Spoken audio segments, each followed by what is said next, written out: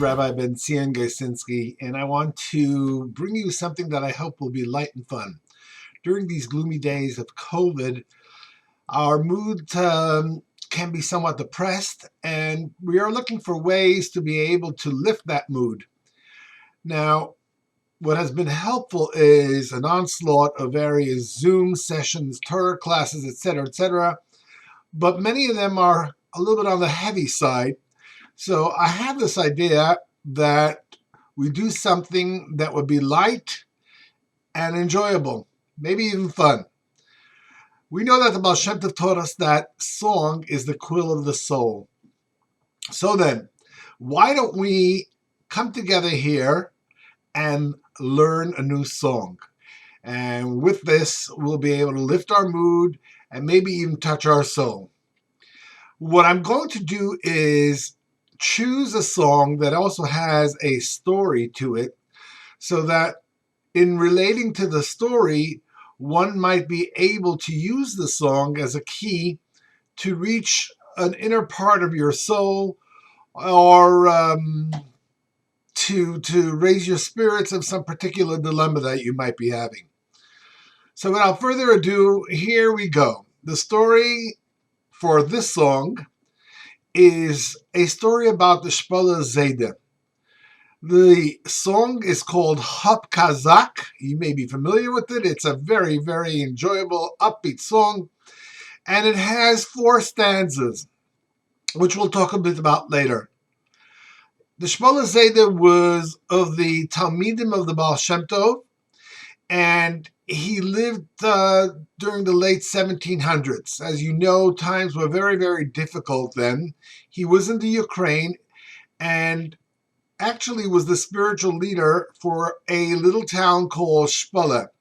He was known far and wide as a person with a tremendous heart. When he was a child, I'm talking about an infant, the Baal Shem Tov showed up at his Brit, and when holding the baby, he said what seemed to be a cute remark, that may the child grow up to be like a Zaide to all those around him, a loving figure. Well, that name stuck with him.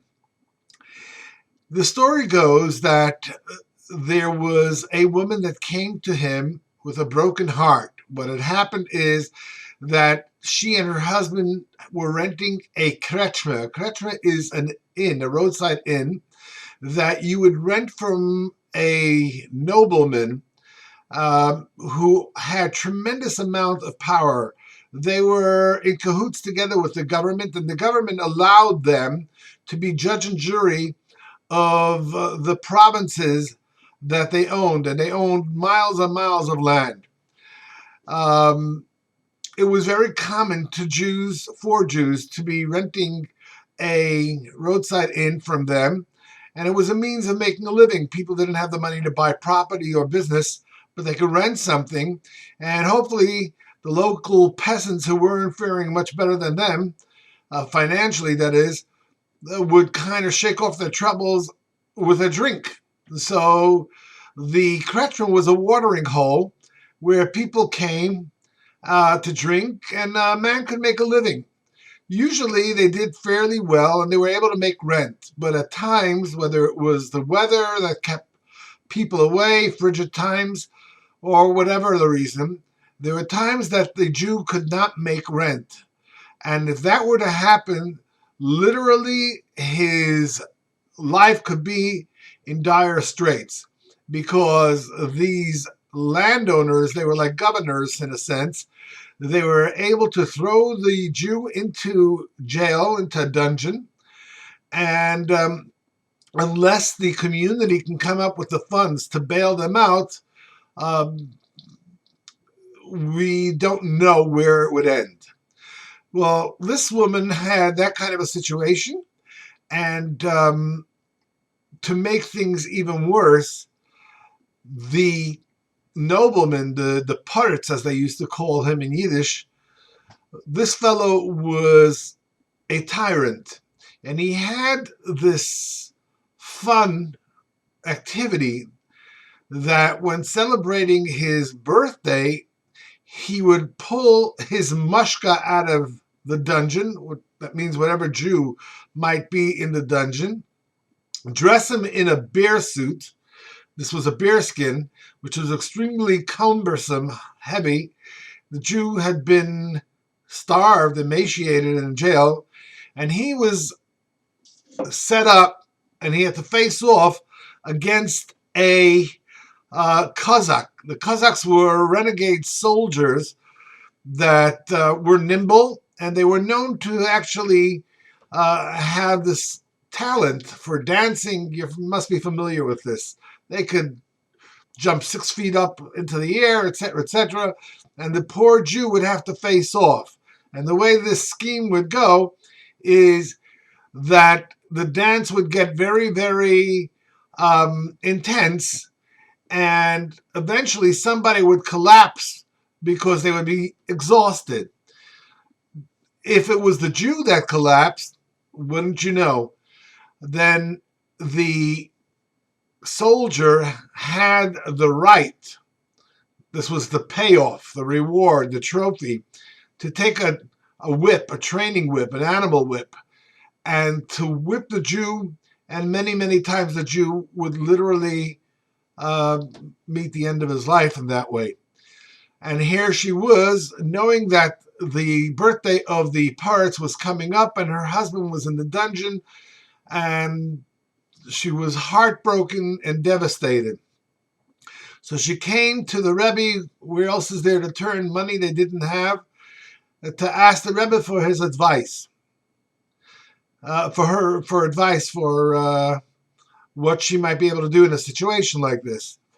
The Shpole Zaide smiled, told her not to worry, and he told her that she should go home and the matter is taken care of. He asked for information as to where the dungeon was, and the following story pursued. The night before the actual birthday, the Shpole Zaide went to the jail, to the dungeon, and he paid off the sentry, and he actually changed places with the Jew, so that the Jew went home to his family, and now the Shpole Zaide was locked up. Nobody would know the difference as long as there was a Jew in jail. And the squire, the pirates, the landowner, certainly didn't care as long as he had somebody to entertain his guest, his tyrant guests. Well, I will jump ahead and let you know that legend is that night, the Shpole Zaide, while sitting in jail, prayed and meditated, and he was visited by Eliyahu HaNavi, by the prophet Elijah. And Elijah taught the Shpole Zaide how to dance like nobody had danced before. The next day, the evening came and the party began, and the Shpole Zaide was brought out, the Jew, he was schlepped out, and he was dressed in this bearskin. As I said, it was cumbersome. He really didn't stand a chance under normal circumstances. And the music began to play, the Kozak music. Hop Kozak, dance, jump, Kozak. And the Shpole Zaide, who was an elderly person at that point, began to dance and face off. People were in shock. First of all, he was dancing beautifully, and his energy was beyond anything they ever expected. After some time, the Kozak began to become exhausted, and he began to pale. He didn't expect this to be going this way. To make a long story short, the end was that after an extended period of time, the Kozak actually collapsed, and the Shpole Zaide was allowed to go home free. The Shpole Zaide understood this as a miracle, obviously he did, and he remembered that song. And he took the song that was played at the time, and he transformed it into an instrument of holiness. And the way the song goes, it has 3 or 4 stanzas, depending on how you break it down. The first part of it is a stanza begins, it's slow and it's worrisome, and it is a person, and this could be any one of us, who is, if you care, self-pity or reflecting under difficult straits. And it's a sad story, so to speak. So this is a slow and heart-wrenching part of the song. The second is where the Jew gets up and says, wait a second, there is our Father in heaven, and he is determined to actually not allow the course to go without him fighting back. In other words, to change his circumstances. So the second stanza is determination. The third stanza is the battle. Of course, a spiritual battle, where he gets up and he fights. And we all know that when we have faith in Hashem and we search for a way, a gato matzasa, that if there is a determination and there's faith and there's effort, then you will succeed. And that's the last stanza. It is very upbeat. It's got a lot of gusto, a lot of fun, and you're very familiar with it probably.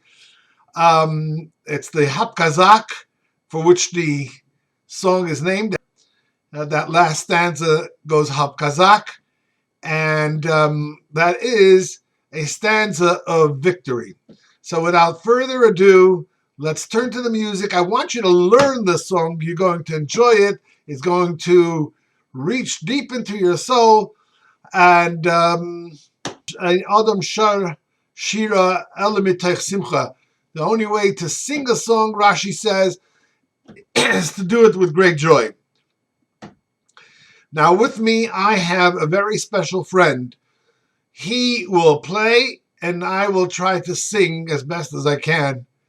I will say one thing, that thank God he can play a whole lot better than I can speak. So without further ado, let me introduce my friend and partner, and the other partner, folks, is you. Let's all come together over here and learn the song and enjoy it.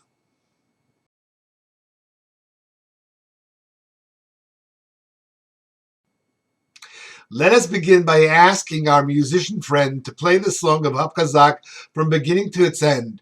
Then I will introduce our friend, and we will go about the business of breaking the song down one stanza at a time so that we can learn it thoroughly and enjoy it for the rest of our happy life.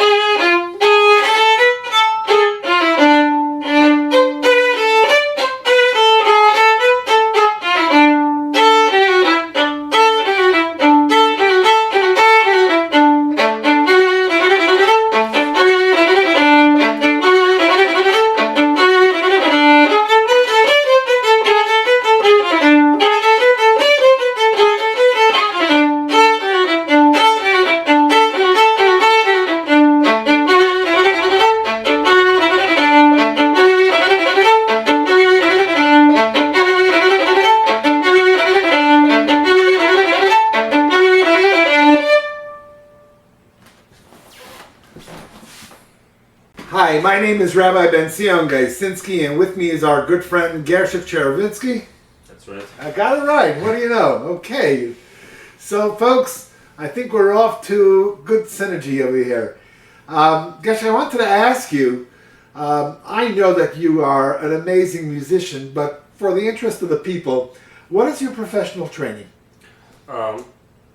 I graduated Moscow Conservatory as a violinist, and then I went to Jacob School of Music in Indiana University and studied their master's degree program. And now I'm doing graduate performing diploma, also in violin, in this case Baroque violin, and I'm doing PhD next year. So that's my background. That's, it speaks for itself. But I also want to tell you as a rabbi that Hasidic music is not easy to interpret, especially on a instrument like the violin, where every single note and the neshama of the song can be interpreted far better than probably any other equipment. In every Hasidic nostalgia, there is the fiddler, and here we are, and he is really amazing. So you're in for a great treat, folks. But you got to do your part and learn this song. So here we go. This is the first stanza, the stanza of reflection.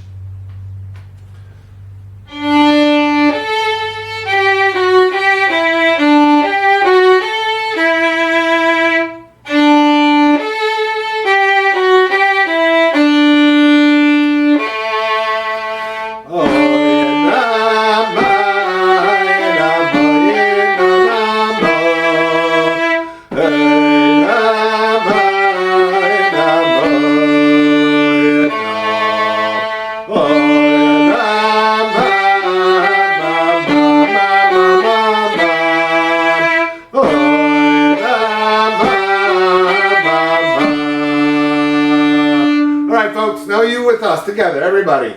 Oh,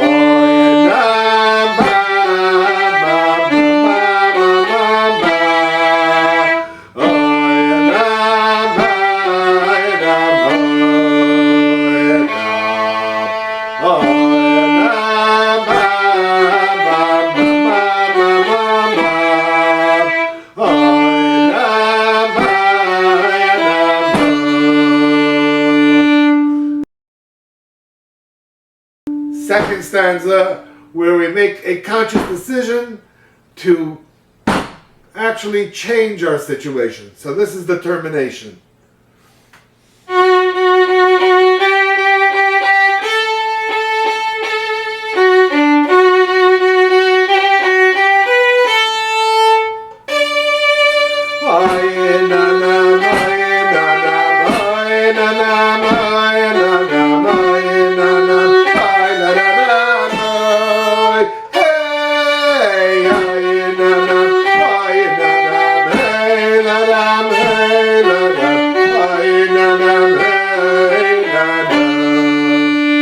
Now you with us again.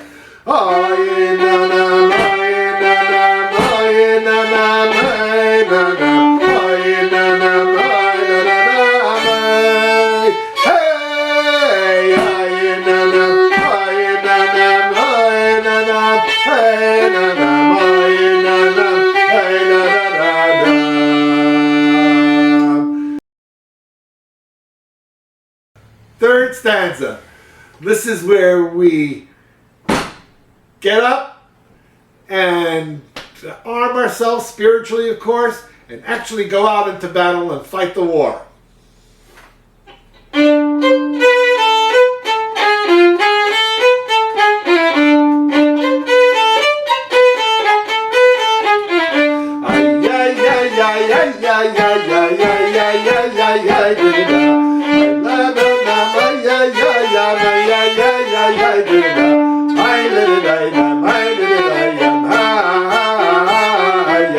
Okay, now everybody.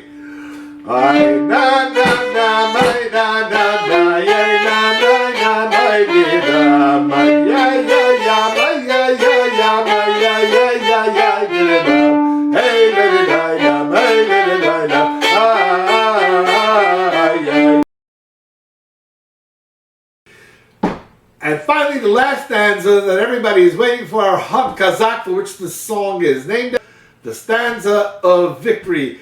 For certainly, if we make an effort, the Ribbono Shel Olam will be with us, and we will look forward to better days and a good life and great success.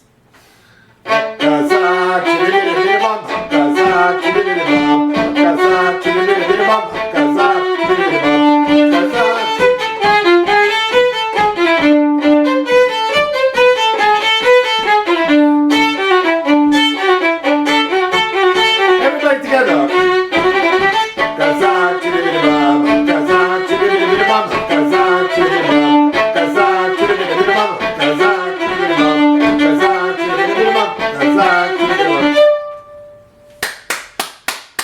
All right, folks. We look forward to be able to sing this together in person. We're going to have a Malava Malka at some point, practice, and let us know if this worked for you. Thank you, everybody. Big hand for Gesher.